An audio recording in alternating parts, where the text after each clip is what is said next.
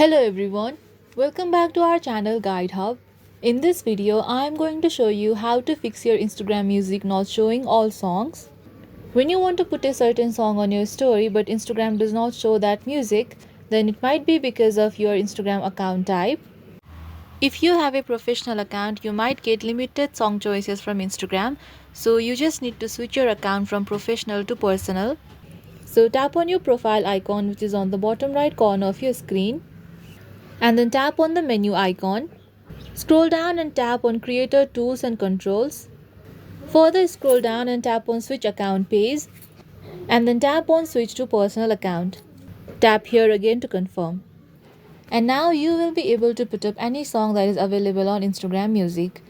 I hope you found this video useful. If you liked this video, please give it a thumbs up, hit subscribe and let me know in the comments if you have any queries. Thank you for watching.